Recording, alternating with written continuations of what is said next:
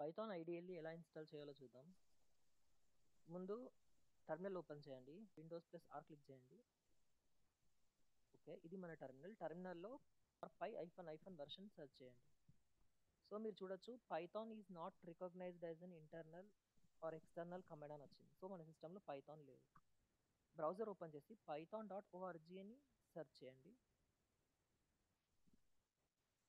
ఇది పైథాన్ యొక్క official website. So డౌన్లోడ్స్లోకి వెళ్ళి పైథాన్ 3.13.0ని క్లిక్ చేయండి.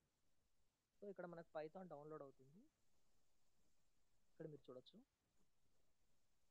దీన్ని ఓపెన్ చేయండి. సో పైథాన్ డౌన్లోడ్ అయిపోయింది. సో డబుల్ క్లిక్ చేయండి దాని మీద, exe ఫైల్ మీద.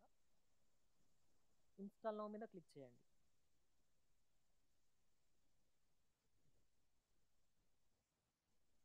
ఇక్కడ మీరు చూడొచ్చు సెటప్ ప్రాసెస్.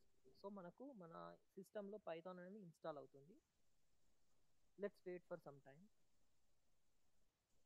ఇక్కడ మీరు చూడొచ్చు సెటప్ వాస్ సక్సెస్ఫుల్ అని వచ్చింది. సో సక్సెస్ఫుల్గా పైథాన్ అనేది మన సిస్టంలో ఇన్స్టాల్ అయిపోయింది.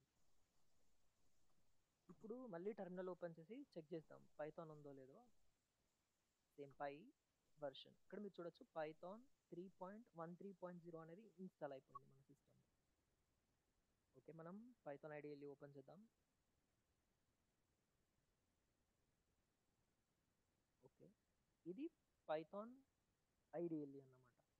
ఇది పైథాన్ యొక్క ఇంటర్ఫేస్.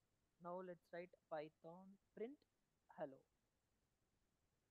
ఇక్కడ మీరు చూడొచ్చు టెర్మినల్లో హలో అనేది ప్రింట్ అయిపోయింది. సో ఇది మన పైథాన్ ఇన్స్టాలేషన్ ప్రాసెస్.